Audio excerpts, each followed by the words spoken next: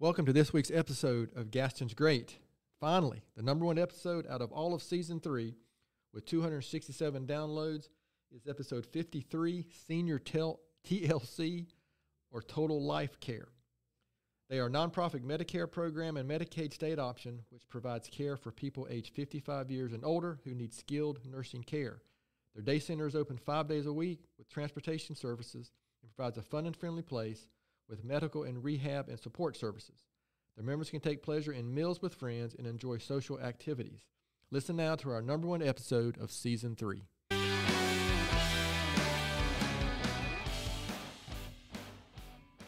Hello, Gaston County.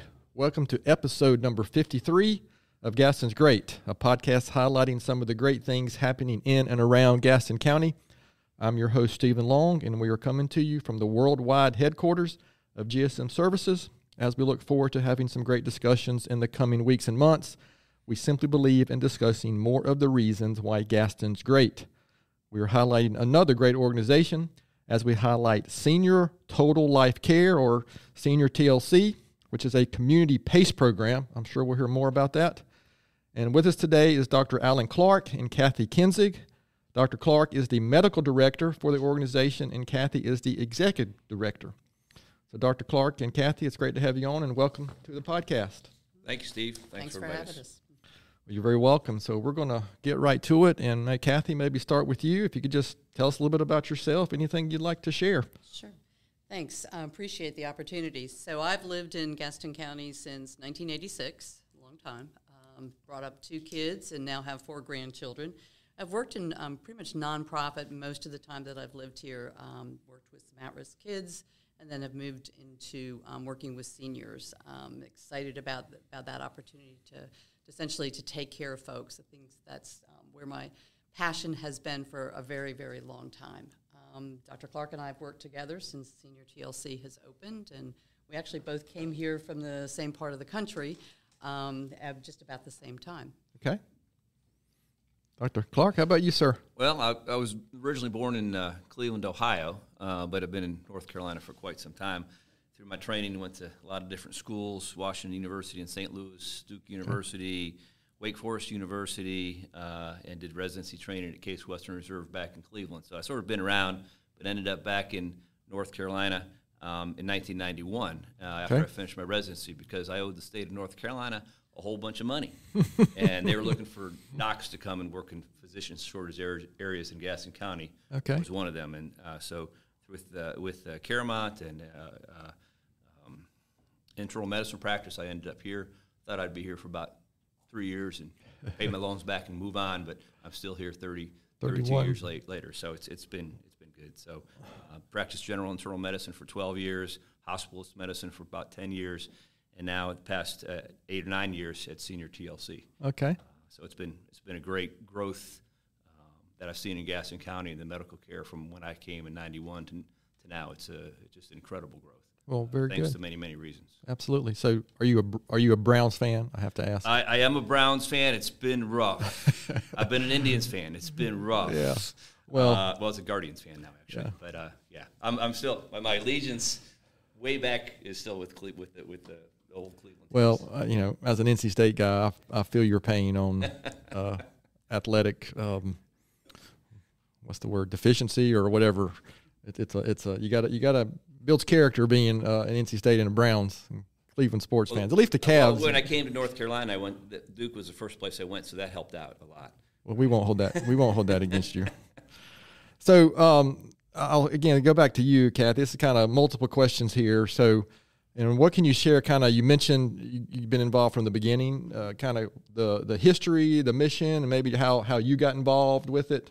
With Senior TLC, and then just get some history for our listeners who might not know much about it. Absolutely. The mission of Senior TLC is to encourage and support the quality of life and the quality of end of life for seniors who wish to continue to remain in the community. We're an alternative to nursing home care. Okay. PACE stands for Program of All-Inclusive Care for the Elderly.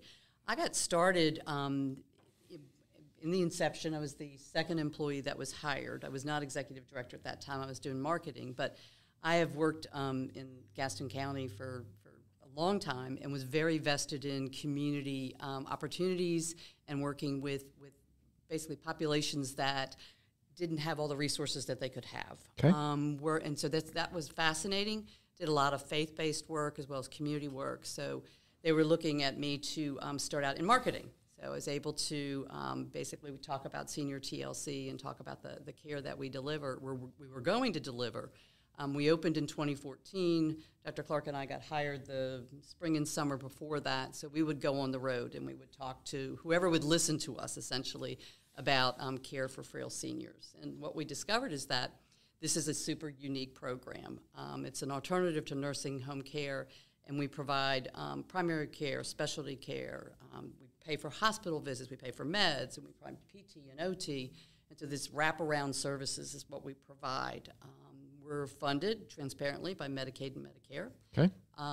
We have a good-sized budget. You know, one of the things that excited me about doing this work was the opportunity to take those funds, bring them into the community, right? So that we were using local providers, whether it was the specialist visits or some of the other care, but to be able to bring that money back into the community. Also, to be able to hire folks, hire good folks and train them. And we'll probably talk a little bit more about that. But that's a little bit about what Senior TLC does. Okay. When we first started talking about the program to the community, I remember back, it's like people said, that's too good to be true. That's not going to work. You're going to go bankrupt. It's not going to work. You can't do that. Yeah. And it's like, and I was like, well, I better rethink this job. I don't know if everybody says that. But, 10 years into it now, and it was a model that was out there. Okay. And actually, when I started, I got involved in the Senior TLC. I had been working as a hospitalist and director of the hospice program at Caramount for some time, and I left that program, and Robert Spencer, the CEO of Contegra, called me up and said, "Hey, you looking for a job, Clark?" And I said, "I guess so." And he said, "Well, we got this PACE program going." And I had remembered, I'd been on the board at Gaston Family Health Services, and I remember they were starting the program, and I sort of heard about it. And we're going to take care of all these folks that belong in a nursing home, in a daycare center, and then send them home at night and pick them back up again. And I just said, that would be a horrible job. Nobody would want to do that. And, 10 years later, 12 years later, it's actually been the most rewarding job, and maybe one of the hardest jobs I've ever done. I've been doing general internal medicine, hospital medicine, and now PACE medicine. I mean, there's a lot going on. Sure. But it is an amazing way to take care of a very, very high-risk population that I've seen here in this county and through the country. Yeah. And folks are looking at this model as a way to care, not just for the high-risk elderly folks, but actually everybody in the country, because everybody's looking for a way to make medicine better in our country. Yeah, is it, again, this is a question totally off the question list we gave you, but and I'm totally novice at this information, but is it fair to say we got this big population of baby boomers that are getting to that age, that 75 to 85 age group? Is that getting us to the need where there's more need like this over the last? Absolutely, there's a need. And actually, Senior TLC takes care of folks. One of the requirements, or one of the 4 requirements, is that you have to be over 55. Okay. So you think of elderly folks, and like half the people we're admitting now are older than I am, and it's like, what does that say? But yes, our population of 65 and over is exploding right now. Okay. We just heard this morning about some nursing homes, talk from the nursing homes that there's no way we could continue to have nursing homes because we can't staff them. We have too many people. There's not money to do it. Well, there's a way to do it, and the PACE program, it's not for everybody. It is not for everybody, but Right. It really serves to keep people in the community. That's our goal. So yeah, it's a huge need of our society over the next 20 years. Probably the greatest medical thing that we have to really address. And Steve, if I can add, if you think back to the 80s, what the community looked like and what type of businesses were here, right? I think your family started GSM, but also it was very textile-oriented, manufacturing. Yep. And so when I first got involved in community work, Gaston 2012, if you peel back the layers, what you learned is that, and I'm really talking about the people that we serve, is that years ago, the mills and manufacturing facilities would hire kids out of high school, but they weren't graduating, right? Mm-hmm. They didn't graduate. They didn't make it that far. I don't know how young they were, but I'm going to bet they were 14 or 15. Their grandparents worked there. Their Sure. grandparents worked there. Why would they do anything different, right? And add to that, in those communities, they had built infrastructure around it. There were doctors and there were grocery stores around the mills. Well, what happens is you have this population that we're serving now, and they didn't graduate from high school. They worked really, really hard, and they're like pillars of our community. But they don't have the education level to navigate this extraordinarily complex health system. Sure. Understand the meds. When we see them, they come into our program, and Dr. Clark can talk about how many medications the seniors are on, 20 or 30, and you wonder, how do they even take those every single day? So it is, and as you are well aware, that we're trying to bring young people into the community, right? We want to do that. But we got all these older folks here, including Dr. Clark and I, that need to be taken care of. So no offense, I'm not going to throw you under the bus, but seriously, I mean. Well, even I'm old enough to. I have recently began getting the AARP mailers. Yes. Graduated. So I don't need any comments from over here, but yeah. So yeah, I mean that's the one thing that time carries on, and hopefully I have the opportunity to age. So maybe not as gracefully as I would like, but that's great. And to your point about the textiles, our company actually started basically doing tin roofing for mill houses, and that was they were everywhere, right? And that was such a huge a thing, or at least what we call mill houses. So I appreciate you sharing that. Can we kind of just maybe share, this is questions for both of you, but can you kind of talk about what are some of the specific initiatives, or what is the day in the life? Sorry, Elizabeth, I just smacked my microphone.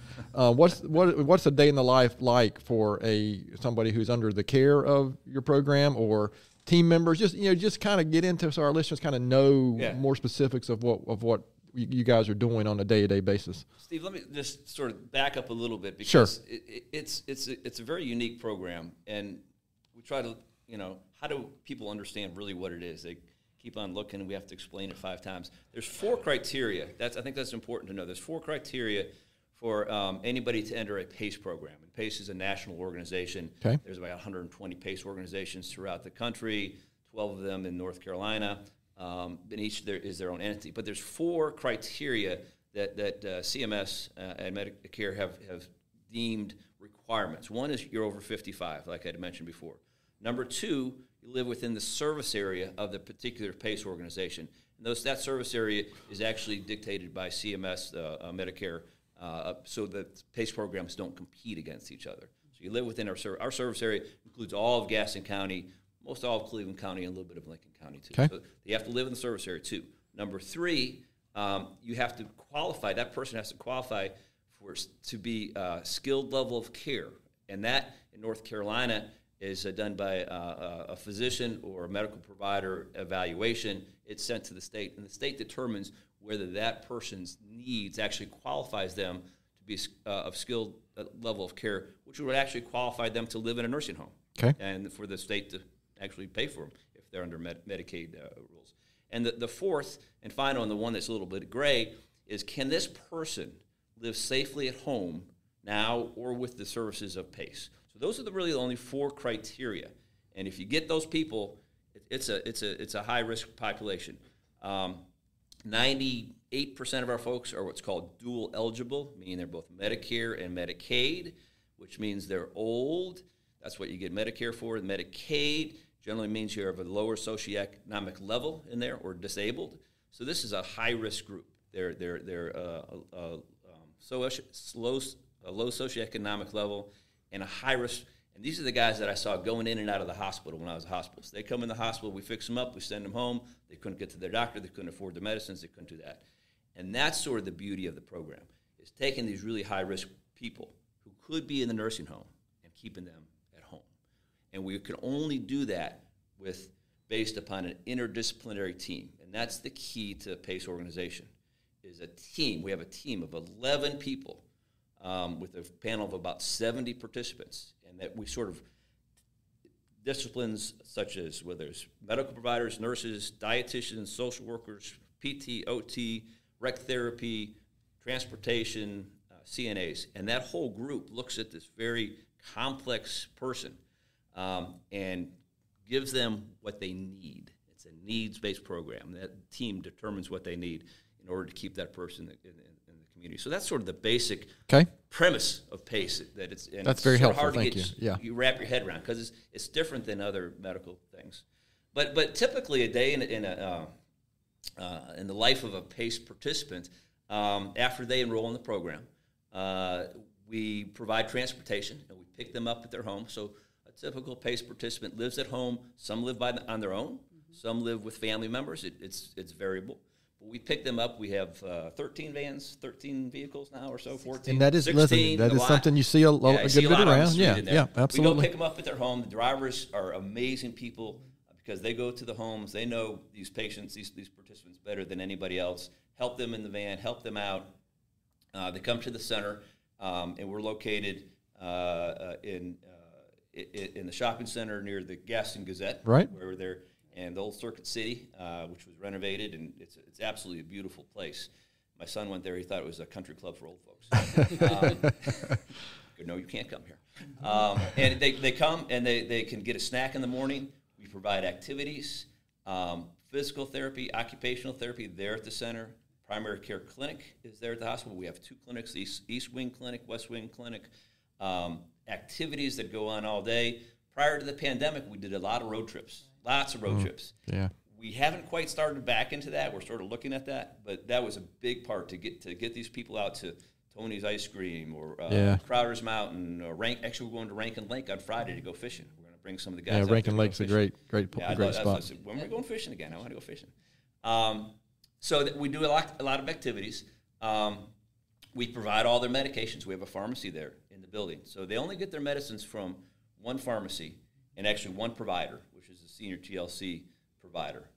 We have 4 nurse practitioners right now who are the PCPs for the teams, and as medical director over all those nurse practitioners and responsible for really all the medical care of all the folks there. So they spend from anywhere from 8 o'clock in the morning to 3 o'clock, 3:30 in the afternoon at the facility doing activities, being seen in the clinic, doing OT, PT, getting on the bike, stationary bike, extremely important to keep these guys moving. And they have a ball. They really do. And one of the fascinating things that I've seen is these guys would come, they would have been living at home by themselves, or their parents would go, their family would have to go out and work, and they'd be sitting there by themselves, and they'd be depressed. Yeah. They come in. It's amazing when you get people together and just looking at one another and being together. Their whole outlook on life changes. Their depression scores get better. They just feel better. And 99% of the folks, they love coming to the center every day. So that's what we do. And then we bring them home at nighttime. So people get lined up to get back on the buses, bring them back home, and they're delivered back home by the drivers, and come back. So how many people, participants, are you dealing with on a daily, weekly basis? They are called participants because they participate in their care. And notice that we don't call them patients. They are participants. We have 266. Okay. Doesn't seem like a whole lot, but we're continuing to grow. I wanted to add too that in addition to that, if you think about grandparents, right, and if you're taking care of your grandparents and you've got to go to work, we will also send an aide in the morning to help them get bathed and dressed and ready. So if I have to go to work at 5, then an aide can come in at 5 and basically stay there till the driver comes. That's huge. And I say that because of economic development and allowing caregivers to go to work without having to worry about what mom or grandma's doing. And they'll do it on the other side, too, in the evening. The driver will meet the aide at the house, and they'll bring them inside the house to take care as well. So 266, I think over time we have enrolled probably close to 400. These folks are frail, they're elderly, so they're generally with us 3 or 4 years. So in terms of the team experience, you can imagine how difficult that can be. Oh, sure. We have a great staff, great team. They work with our participants every day. They are challenged by being able to maintain their care and not fix them. Because when you are 3 to 5 years to the end of your life, we really are focusing on the quality of your life today and helping you on that end-of-life journey. We lose, by death, 3 or 4, maybe 5 a month. And so our interdisciplinary teams, we really work hard to support them. We also have, thanks to our sponsors, and I have to give a shout-out to our sponsors because these programs aren't cheap to start. Sure. Our sponsors are Lutheran Services Carolinas, Contegra, and Caramont Health. And you asked how we got started. Let me just say another hospital system was looking to create a PACE program here. Contegra leadership got wind of it, got a hold of Caramont, and, long story short, okay. $4 million later, they put the money together to take care, to start the program. So wanted to give a shout out. I lost my train of thought there for a second. Where were we going? There's so much to talk about. Well, no, this is good. So it's exciting. You ask about initiatives and things that we did. And speaking of end of life would be one of our initiatives. That's really important. We have an end of life committee, multidisciplinary one, that we sort of look at how do we take care of folks at the end of life, because that is an important part of the care that we give. People say, well, you're going to refer me to hospice, and Gaston Hospice is one amazing organization we have here in another amazing organization we have here in our county. And we've partnered with them with several things. We're talking about counseling and things like that. But we really, we know these patients or these participants very, very well, not just from the medical standpoint, but from the psychosocial and their family. And we really pride ourselves that when folks are at the end of life, we try to keep them in their home, if at all possible. Not always possible. But it takes a lot of work, and it takes a lot of things. So we have an end-of-life committee that continually takes a look at different protocols and things. How can we do this better? Mm-hmm. Speaking of that, the other part initiative that I'm proud of our clinic folks is that every single one of our participants, when they enroll, the day they enroll, they'll have a advanced directive put together, and we use a MOST form. It's a pink sheet on there, and our primary care providers go through that MOST form with every single participant and caregiver prior to their enrollment. And this is a document that tells what they want to have done at the end of their life, okay, including CPR, ventilators, ICUs, antibiotics, things like that. And it's a tough discussion, but it's important. So we start off by knowing exactly what they want. As we get to know these participants and watch them through their disease and educate them on what their chronic diseases are, sometimes we go over that MOST form again. Every 6 months, actually, we go over that. And it changes. They develop trust in us, and we understand them better. It's probably one of the most important things, I think, that we do for those folks. Especially as a hospitalist, I admitted lots of folks, and they said, well, we never talked about that. Yeah, my experience with our family, both my father-in-law and my father were under hospice care, and so my wife and I, we've been exposed to that. And one family member, all that was up front done, another it wasn't. So it just made it difficult at that moment and then the aftermath was just right. Like I said, it's one of the most important things I think that we could accomplish through there, and people are relieved for it. So that's one thing we do. We try to meet folks where they are too, understanding that not all families are ready to have those conversations, but so we can hold their hands through that. The other thing I wanted to mention was our work with dementia participants. I started talking about the sponsors. They also have supported us through renovating a good portion of the day center. We call it the Garden, and it's for our participants who have memory loss, dementia, Alzheimer's, and it's an amazing space, and it's something that we're seeing more and more of. We recently moved one of our team members into the role of dementia educator, and her name's Vernell. If you want dementia education, or you just want her to come speak at church, she'll talk about senior TLC, but she really helps families understand that journey and what to expect and what not to expect, because if you have a loved one with dementia, they don't behave, right, like they did, and we have to meet them where they are. We really want to help families understand that journey, too. So I think we're real proud of that as well. Yeah, my wife and I currently have a family member at Morningside, and she is in between with early onset dementia. She's not into the memory care area yet, but probably not too long to be there. So yeah, that journey is it's a tough one. It is tough. Yep. It is difficult, and you need a lot of different people to help support you. Yeah, the doctor's not going to be the only one that do it. Social worker's not going to be the only one that does it. Sometimes it's the CNA. Sometimes it's sometimes it's the driver. Okay, yeah, drives you back and forth. Hey, this is how to take care of mom. This is what makes her calm. So it's a lot of fun. Just mention a couple other initiatives and things that we do there. We have a great quality program that we sort of strive to continue to improve our care of what we do. We look at things we can do better. A couple quality projects that we did were fall falls are a big deal. Mm-hmm. The elderly obviously cause injuries and things like that. So we got an interdisciplinary group together looking at different why people fall, how we can predict if they fall, what else they can do. And in that falls project, we did see a reduction in total number of falls.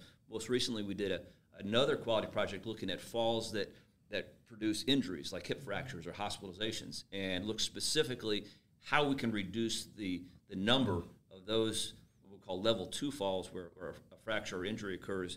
And actually, we've been quite successful in there. But again, it's using the multidisciplinary team looking at different aspects of the participant's life. So we look at falls with fracture, urinary tract infection reduction, and what we can do for that. So we did a project on there. Mid-air reduction, okay, especially we do take care of folks in the nursing home. Our goal is to keep people home, but eventually some of these folks end up that they need to be in the skilled nursing facility. We still take care of them there. They're still our participants. Okay. And so we have one of my nurse practitioners and myself. We go to the nursing home. Our teams go to the nursing home and work together with them. But there's a lot of stuff that goes on there. We found that there was a lot of med errors that were occurring in some of the skilled nursing facilities. So we put together a program to reduce that and a standard operating procedure to review those medicines on a regular basis so that our folks would get. So it's things like that we do. One of our big goals, again, when they come in, is try to reduce the number of medications. Okay? Sure. They're on a ton of medicines. Most of these folks can come down and probably reduce by half the number of medicines. That was one of the first studies I did when it first came after 6 months. It was about a 50% reduction in number of medications. Oftentimes we could reduce the number of subspecialist visits because we just work differently. In the clinic, we don't see 30 people a day. We see maybe 7 or 8 people a day. And it takes a lot we manage their care, and we manage all of their care. And so it takes a lot more time. But we find when other folks go out to other docs, they don't have the information. People may be prescribed medications that interact with other medications. Oh, sure. And it just keeps on escalating. So I think that's something that we've done and we can do and is an important part of a PACE program, that everything is managed within one center and you have one interdisciplinary team to take care of it. Yeah, we saw that with when our family member went to Morningside, and she transferred from her current doctor to their right. Yeah, there was the communication on the medications. Yeah. We got it straightened out, but there was some issues there. Transitions of care are a time of high risk. Yes. Whether it's from the hospital or home right. or whatever it is, transition of care is huge. Yeah, we saw that, and we were able to ultimately, get the medications down. Actually, one of the things that we do, and that I've encouraged, we sort of made standard procedure as well. When somebody gets out of the hospital, they are seen that day or the next day in clinic, and their entire med list is re-reviewed. Okay. So, or if they go to the emergency room, if a person is seen in the emergency room, they are seen in the clinic the next day or that same day to sort of make sure everything is put together.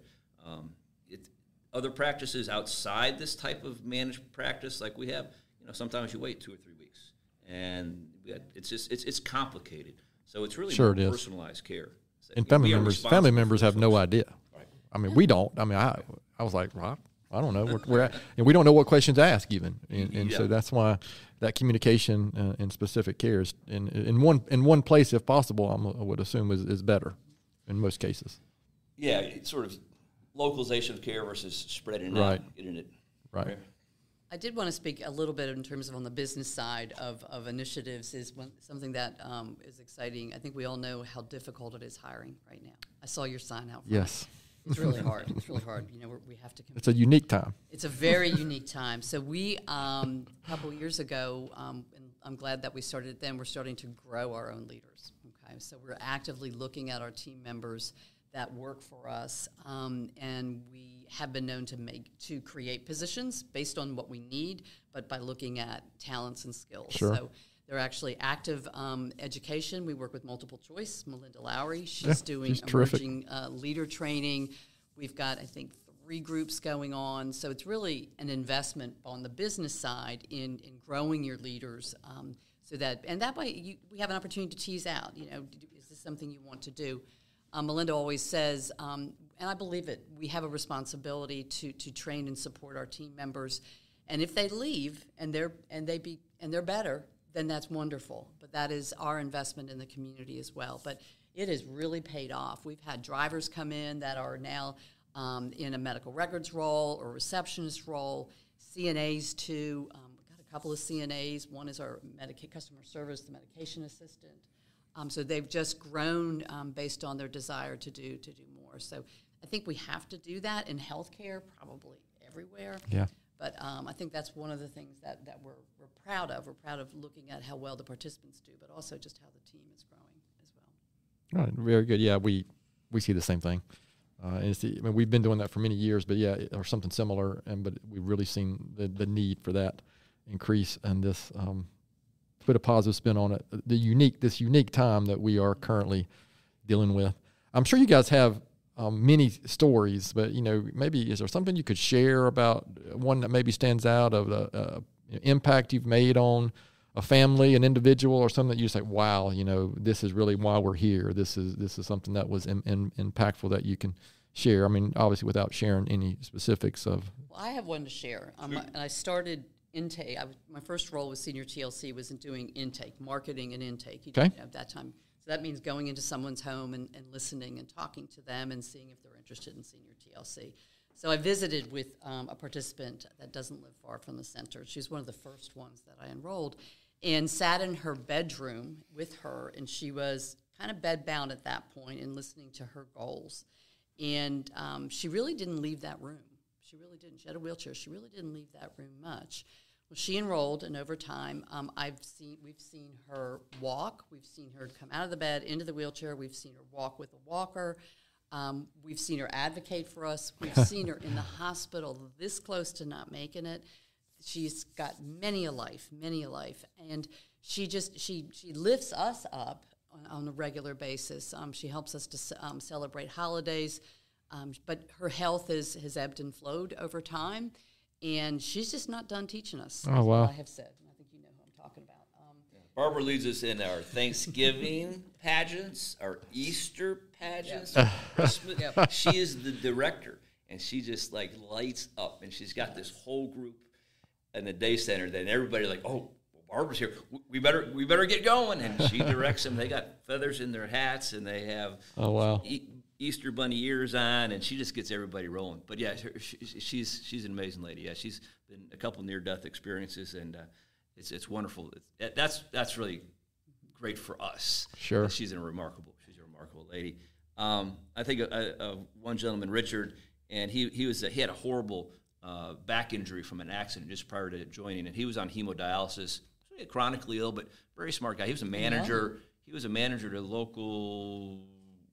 Managed a big company in the past, but anyways, he had a back fracture, and he was basically paralyzed in a wheelchair for quite some time. And his goal was to walk again. I said, "Well, you can't. Your back's broken. You can't walk." Well, after about 2 years, we actually have video on him. He was walking. He had braces on. He had a walker, but he was walking down the hall with the biggest smile on his face. Oh, that's terrific. He struggled. He had his struggles, but our therapy department. Held a really special spot, and they got him back on his feet. There's another lady, Margaret, who was one of our. She was with us for a long, long time, probably 7 or 8 years, and she had fairly moderate dementia. Lovely lady, loved to do little word puzzles, but never knew what she was really doing out of word puzzles. But she was happy. She enjoyed coming to the center. She lived with her daughter, who worked full time, and continued. And her daughter's goal was to continue for her to work full time. But she was 24-hour care, and it was just her and her daughter. That was the two. So Margaret came to the center every day. Her daughter picked her up every day. Actually, she wanted to pick her up. But she was able to live at home for those 7 years when she needed 24-hour care with our help and help from our home aides and help from her daughter, as sort of a joint project, until she got ill one day, and she ended up having a diagnosis of cancer and was in the hospital with some abdominal issues. The last month of her life, she did need to go to the nursing home because she was too ill. But she spent 7 years at home with her daughter, which was extremely important to both of them, and had a much better quality of life than if she were just to end up in the nursing home and then her daughter would go visit her every day. So, and she was a delightful lady. And the one other guy that I think of, Casey, he was probably the most depressed guy I've ever seen in my entire life. He was a thin little guy, lived out on a way out in the country in Gaston County, and he came in. He had the saddest face in the world. And I said, "Because you need to take some medicine." I'm not taking any medicine. I'm not taking no medicine. They're all horrible. They're all bad. They're bad. And he was just miserable. He wouldn't eat. He would hardly talk to anybody.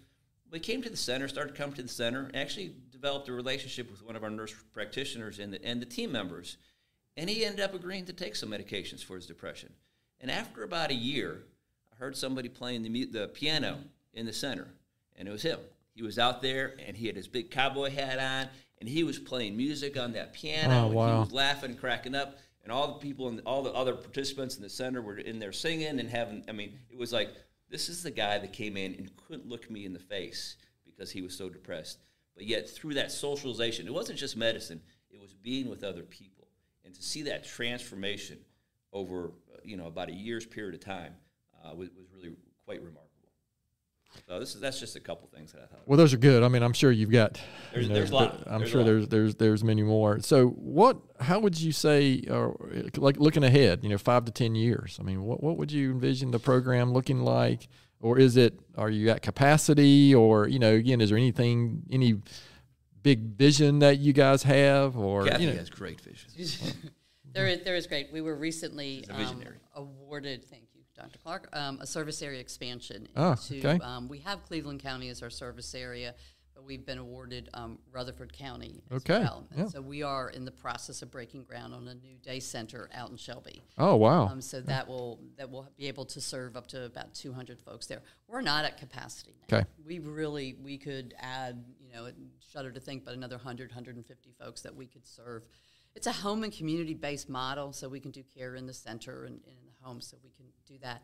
We are one of 11 PACE programs across the state, and PACE across the state, similar programs. The goal for basically the state Medicaid department is to grow PACE across North Carolina so that every citizen in the state has an opportunity. So it's exciting to be part of that, but I think what we want to do is continue to provide the dementia education to the community and be that resource for folks when they need us. So that's some of our big picture, but we're not at capacity yet. Okay. Yeah, We can do more. the pandemic took a bit of a hit during the pandemic, but all the PACE programs and all our world did, right? Yeah. But we've bounced back now. I think we're in a much better place right now. Our enrollment is growing, and we could probably easily double the number of participants we serve in our service area with the service expansion. What's going on? I mean, it's a great opportunity for Gaston County. It really is. These are the highest risk folks. These are the highest, most fragile people that are out there and use our resources. And to have Gaston County and Cleveland County also to have this resource within our community, I feel really good about that. It's something that not everybody has. Only less than half of North Carolina has this type of service or this type of program available to them at this time. The state, in their wisdom, has seen that it's worked, and we're moving forward to getting more folks. When we first started, the state was very afraid of PACE. They thought it would just cost too much money, and actually they put caps on the number of people, and we were worried that, oh gosh, we can't have enough people. But the state legislature has been educated and learned about the benefits of PACE that actually, from the financial aspect, will actually save the state money versus having them putting people, them paying for nursing homes. If they go to the nursing home, actually PACE pays for it. And so there's been a lot of education, and we're very thankful for that. The support from the state legislature we have right now. They've been very supportive. There's a great group of people there who really do understand how we take care of folks and why we do it. So this is, you probably already answered this question, but I'm going to ask it. In essence, you've answered it, but I'm going to ask it anyways. And this is a podcast about why Gaston County is such a great place. I mean, why would you say, Gaston County is better? Because, senior TLC is here. There's so many reasons. Right. But, let me just talk about the hospital, Caramont, for a second.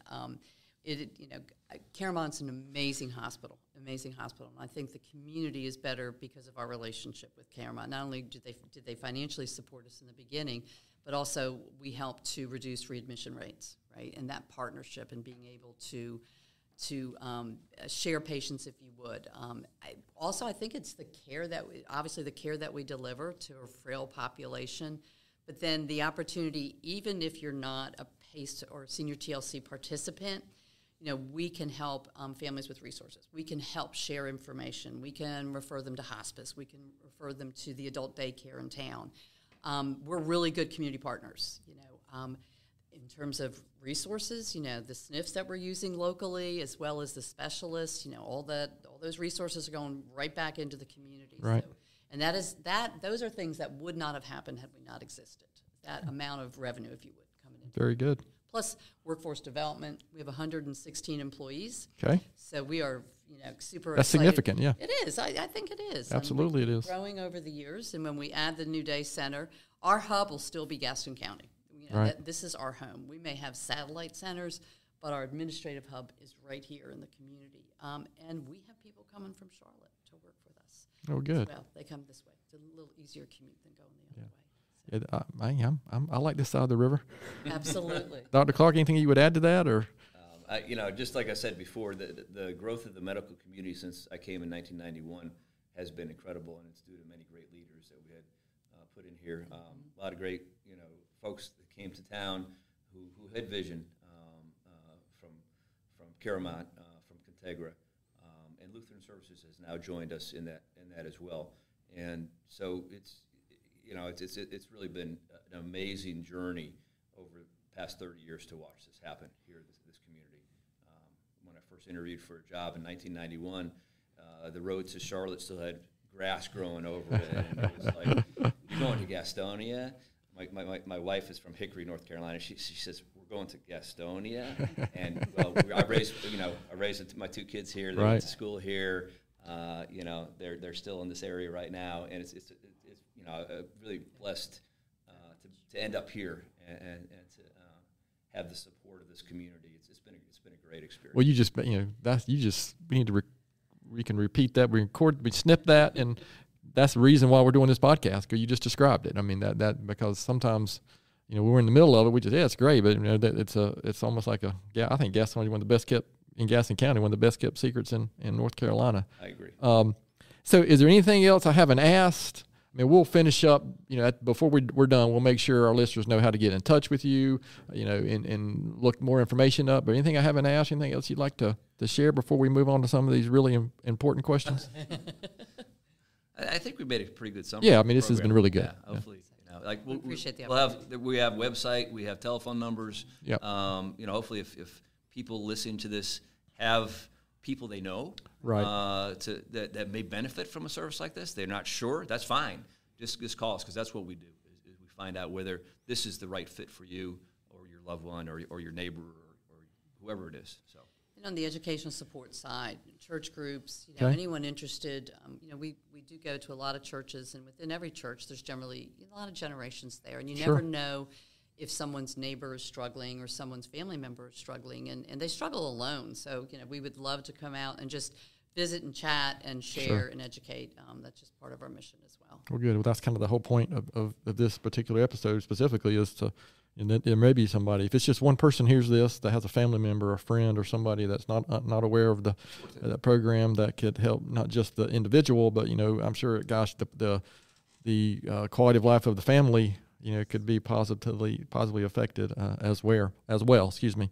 So yeah, again, we'll be sure to come back before we finish and make sure our listeners know the specifics of the website and where to get information and how to get in touch with you guys. But this is a podcast about Gaston County, so we're going to do what we call it today, our speed round of questions. I'm not sure why we call it that. We don't go any faster, but we're going to call it that anyway. And this is really what your family members, your friends, the other team members at Senior TLC want to know about you guys. So, Kathy, I'll start with you. Kind of, what is your favorite activity or thing to do in Gaston County when you're not at Senior TLC? I love gardening and hiking. I live in the Gaston County part of Kings Mountain, real close to Crowder's Mountain, so I love hiking and hanging out with my Crowder's dog is and terrific. gardening and that kind of good stuff. Yeah, it's my favorite. Okay, very good. Dr. Clark, what about you? We're pretty similar on that. Hiking Crowder's Mountain is probably my very favorite thing to do. And I was amazed when I talked to people who live in Gaston County, and they said, "I've never been there." Oh, before. wow. Yeah, it's crazy, because it is just incredible. And it's so unique when you you have to go a lot further to get to other mountains or real mountains, and people coming, because I get so used to driving by there and I don't even think about it anymore. But, people who aren't from around here, they drive by like, what is that? That's it's just a unique thing for where it's located. One of my favorite activities is backpacking every year. And I go the past 32 years, I go on a week-long backpacking trip out west. And Crowder's Mountain is the perfect training ground to do that. So my buddy and I, we loaded up at 4 o'clock in the afternoon all summer long and go up and down the stairs up there. And it's, so not only is it a great workout, but just a beautiful place. And you meet great people out there too. It is a legit workout if you do it enough. Dr. Clark, stay with you. Maybe favorite dessert shop, bakery, or restaurant, or anything you'd like to share here in Gaston County. Bakery and dessert, you're asking the wrong person because I got to stay away from those sweets. So I try to do that. I meet my buddies at Crackle Barrel about once a month. My old friends, a couple of old doc friends, and just friends that I hadn't been there. We meet there at 7 o'clock in the morning. And I know it's a chain restaurant, this and that, but it's still folks from Gaston County that that's great. There. And absolutely. It's a fun place. Well, any place where you can get breakfast all day. That's right. I'm all for it. Kathy, what about you? So if I'm going to splurge on a dessert, I think it's definitely going to go to Tony's. I think it's Tony's. I did write Tony's. Yeah, you wrote Tony's. I'm definitely Tony's awesome. And probably the last place I ate was Waffle House. And, pecan waffle. Was that in the middle of the night? No, it was not. It was not after hours either. It was in the morning. I'm a big but also Webb Kitchen. You have to give a great shout out to Webb. Webb is terrific. You can't go wrong with Webb. Their steaks are great. What about you, Dr. Clark? Last place you ate here was it Cracker Barrel? Well, it probably was. Okay. In there, the Pita Round downtown is a fun place too. Yeah. Like I said, the development of downtown is great. Yeah. You have a place like that, you could eat outside and hang out and listen to music. At times. Yeah, I will admit Peterbilt is just so close. It's I could practically walk there. But yeah, it's good. Kathy, what about you? Are you more of a North Carolina mountain person or beach person or both? I think both, but if given the choice, I'd probably run to the beach. Okay. Run to the beach. Yeah, again, that's something unique about Gaston County. We're so, relative to other parts of the country, we're so close to both. Especially in the summer, I don't mind getting up there where it's a little cooler, even though, I'm all about hot weather with what we do here. But Dr. Clark, what about you?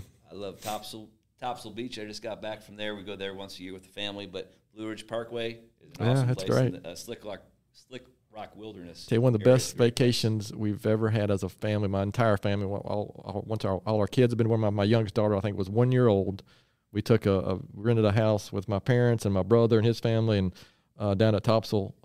I guess it was North Topsail Island, man, and it would really. We took the kids fishing. It was just fantastic. One of those situations where we took a guide with us fishing, and they were ruined because we caught so many fish because we had a guide, and from then on, they expected. That's right. They expected that to be the case going forward. So this is my question that I ask every time because this is what I do. And Kathy, start with you. UNC, Duke, or NC State? Oh, this is a tough one sitting here next to Dr. Clark, knowing that he's a big Duke fan. But I'm gonna have to say UNC. Sorry. It's all right.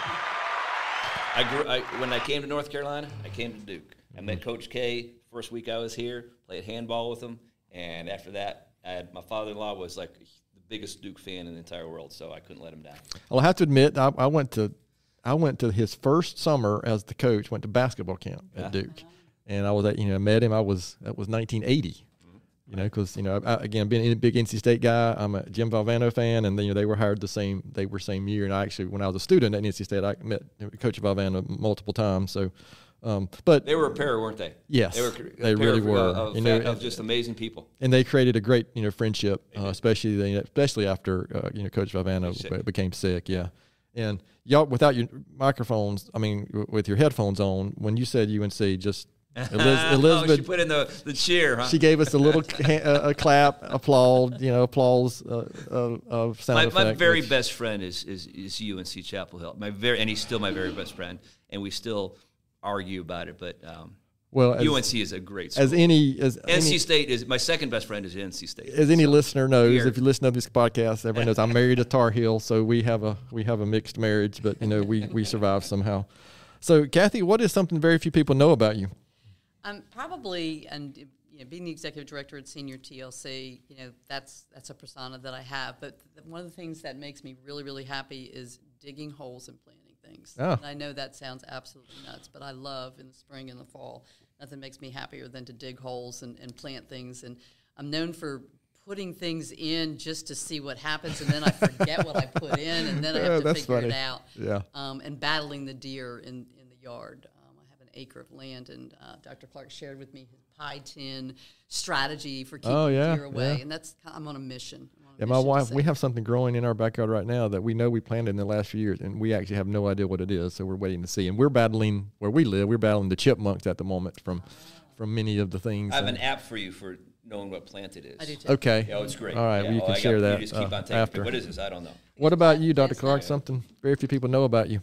Some people know about, but one of the things that what I really like to do when I'm not working is go as far out in the wilderness as possible and sleep on the ground and put stuff on my back and have no cell phone, no electricity for about a week. Oh, that's good. Yeah. We've been doing that for 32 years with a couple buddies of mine, and it's really special to get out there and to be away from the world.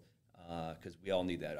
We have so many stimuli coming at us every day, and sometimes just to go back and away from the world and reflect upon the simple things in life is really important. Yeah, these devices are both wonderful and a curse. I know the team here at GSM has heard me more than once talk about one, I'm not sure the phrase I've used in some of our company meetings about the phone being the devil's folly, just because, it's so wonderful, but then it is just so attached to them. Dr. Clark, maybe how about a book or blog or article you might follow or recommend to our listeners? Or Well, I'm glad you put those questions because I wrote them down. There's two. One, to my love of nature and the outdoors, read the book. It's called Desert Solitude, and it's by Edward Abbey. He was he's a naturalist out west, and he spent a year as a park ranger at Arches National Monument before it was a national park in the 1960s, and it's incredible. He just writes beautiful nature things, and it was an amazing book that actually I read just as I was going out there last year, and so that was beautiful. That's Desert Solitude. From the medicine standpoint, the Dr. Brown, who's the director of Gaston Hospice, for Christmas I found a book on my desk, and it's called Life Lessons. It was by David Kessler and Elizabeth Kubler-Ross, and they're an amazing group. I mean, I think many people know Elizabeth Kubler-Ross is writing Death and Dying and the 5 Stages of Dying, but they reflect upon their experiences with very ill patients and near-death patients and their reflections upon life, and is absolutely great for us, a way to live. Gotcha. And so it was really an amazing book, and I bought several copies and have been giving it out to people, the right people along the way who I feel would benefit from that book. So very good. I appreciate that. It's a small book too. I like small books. Small books are good. Short, Yes. Sometimes I'm an avid reader, and many times I get done with the book and say, that 300 could have been 150 pages to get the same point across. Kathy, what about you? Anything you could share? Sure. I love historical fiction, and I love mystery novels as well. Kristen Hanna's The Four Winds, which, if you've not read it, it's a long book. It's 800 plus pages. I had a girlfriend say, "Oh my gosh, how'd you do that?" But it's just about the migration during the Great Depression. If you remember the dust storms. Oh yeah. The multiple years of dust storms, and so the migration of the Okies, right, of folks who migrated to California. And then the suffering and how they were treated when they got there, and how they were attempting to displace the workers that were picking, basically, fruit and vegetables, and the challenges. It just resonated with me during this challenging time where we look at how we all get along with one another, to go back that many years and see what they had to go through. So I thought that was really cool. Also on the business side, Quint Studer's Hardwiring Excellence. It is a book. It's a hospital-based leadership book. But he really talks about raising folks up and how to run a hospital or run a program like ours, where you're really listening to people. And you listen to folks, you provide them opportunities, you raise them up, and you collectively, share your goals together. So I admire his work. We've done a lot at Senior TLC, modeling that. And you share the work, but you also share the benefit. Sure. And so I think those are Yeah, my experience trying to be a better leader especially compared to myself 20 years ago to now, is just a path of failure and screw ups. But I've learned that I think listening is absolutely the greatest leadership skill that you can have. And pause before you open my fat mouth, to respond to things. And unfortunately, I've also learned that failure is probably the greatest teacher. Sure. And I should be an expert by now. But that's also, I think, a life skill, too, for all of us. When you talk about the community and the community that we live in, the ability to listen to one another. And I love stories. Something that most people also don't know about me is that instead of it, when someone passes away that's close to me, instead of going to the visitation, I go to the funeral. And because during funerals, you hear the stories, and you hear the life stories and things that resonated with them, and you learn something about people that you never expected to. So I think you're right, listening is important. Very good. So I appreciate you sharing that. So again, kind of a couple more questions, and we'll finish up this episode. And Gaston County is again taken to the theme of Gaston's great. Besides, I'll start with you, Kat. Besides senior total life care, why is Gaston County such a great place? I think it's the hometown feel that it still has. We're not going to be a Charlotte, right? We're not going to be a big city, and that's okay. I think that's okay. I think we need to be who we are. It's the hometown feel. It's the ability to go to Tony's or to go to the Firestone Grill. I mean, those kind of places that have been here for a long time. And then there's new. There's new as well. It's that wonderful blend of the new, and you see the new on the eastern part of the county, and you see the older on the western part of the county. So wherever you fit, you can get in where you fit in, or fit in where you get in. I think that's one of the benefits of the community, that it's just so diverse, and it's a great place. Thank you. Dr. Clark? Well, I think just our general location where we are in our state. Yeah, again, close to the mountains, close to the beaches, but it's a great place to live too. It's an easy place to live, and so that's what I really like about it. It's an easy place. You could raise your kids, educate your kids. They could do whatever they want. They could reach whatever goals they have. And we were fortunate. My wife and I were fortunate to have two wonderful kids and raised here in Gaston County. And they're doing well, and we're blessed to have that. So it's a great place there. But also the continued leadership of the county. Gaston County for a long time, it's changed. Yeah. And going from a mill town to where we're really expanding from the financial aspect and business aspect now. There's leaders here that keep on pushing, and there's a lot of people said it can't be done. It can't be done. And there's folks here that said, no, it will be done.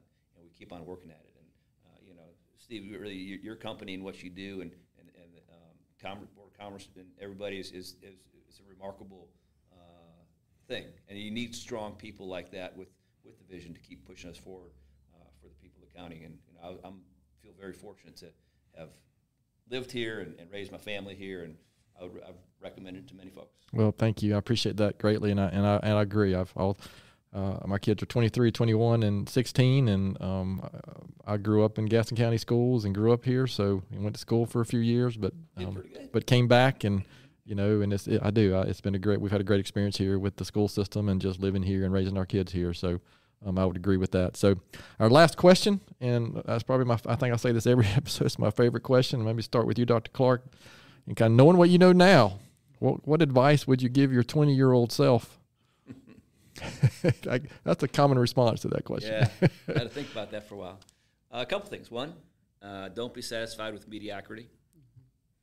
Follow your passion once you find it. Don't give up on your passion, okay? And honor and listen to your elders. That was the best thing I could come up with. Oh, that's really good. Kathy, how would you answer that? It's hard to top, isn't it? Sorry, maybe I should have asked you first. No, it's all good. It's all good. I think patience. Be patient with yourself. Be a lifelong learner, and be okay with being a lifelong learner. Know when to say, I'm sorry, I messed up. Know when to be proud and not too proud. But also, listen to your kids. Know that if you're going to have kids, you got to listen to your kids, and you got to be a good leader as well. I have also raised two wonderful children that have done great. They don't live here anymore, which makes me sad, but I think that if I had to do all over again, it would be a little bit more patience. I spend a lot of time outside and in this community exploring, but explore even more and share that with my children and those around me. Yeah, as great as Gastonia is, and it is, I think it's the greatest place anywhere. There's more to the world than Gastonia as well, you know, because I have a 23-year-old who just recently graduated college, and he's probably getting ready to leave Gastonia, most likely, but we'll see what happens there. So I can't thank you enough for your time. So kind of just finish up. Where can listeners go to learn more about Senior TLC, get involved, contact you directly? You know, if they have a family member or someone they know that this might just strike a chord with them, this might be something for them. Sure. They can go to our website at www.seniortlc.org. They can call us. Our contact information is on there as well, 704-874-0600. They can reach out to Dr. Clark or myself, and we'd be more than happy to come visit. I believe we're on Facebook, too, according to my young marketing folks as well. So they're excited they share all sorts of fun stuff on Facebook, too, as well. Yeah, I spent trying to get a little bit of research. I spent some time on the website yesterday, and it's a great site. And, you know, I was able to easily find information about both of you and the, you know, I didn't know anything about a PACE program, and it's a good explanation on there about what that is. And so it is well done. So any last words before we finish this one off? No, it's just I appreciate you having us here. Letting folks know about the program. Like I said, 10 years ago when we started, everybody said that's too good to be true. It's true. I mean, it really does work. It's really hard work. We have an amazing group of employees, an amazing group. Every single one of them. It's been the best organization in 32 years of medicine that I've worked with, to have the group from all different disciplines and all different levels, and it's been fascinating. So it's really their deal that we've been so successful. They just are passionate, and it's more than a job. It's not a job. It's what they love to do.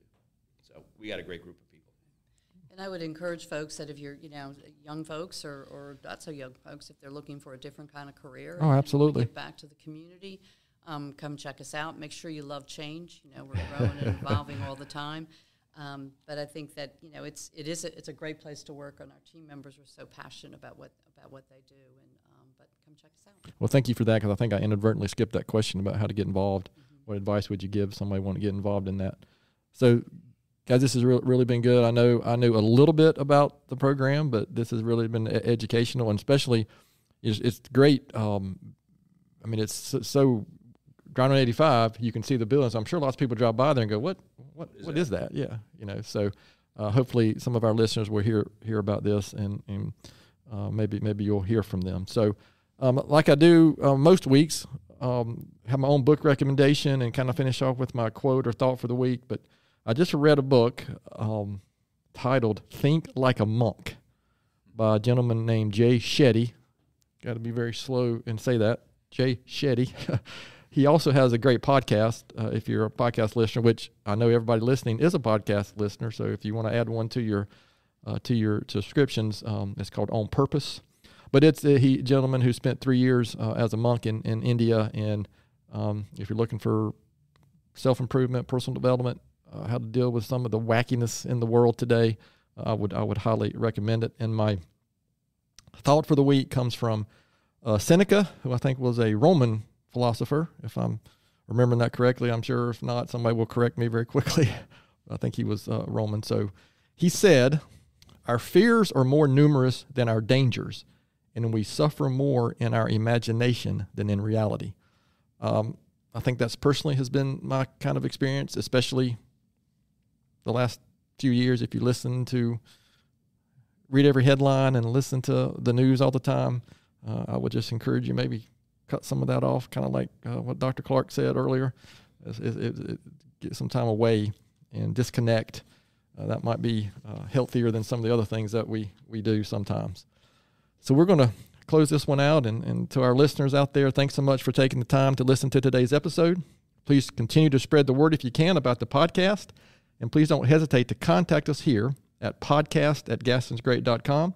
We're always looking for suggestions for future podcast topics and guests. You can find the podcast and subscribe at the website, gastonsgreat.com, or anywhere you listen to podcasts. And please follow us on all our social media platforms.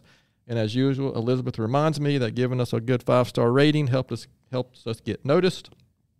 Thanks again to Dr. Alan Clark and Kathy Kinzig for being our guests today. Gaston's Great is produced and brought to you by Elizabeth King and Amy Anderson from GSM Services and edited here locally by the Sumner Group. I'm your host, Stephen Long. Thanks again for hanging out with us, and please keep coming back to hear more reasons why Gaston's great.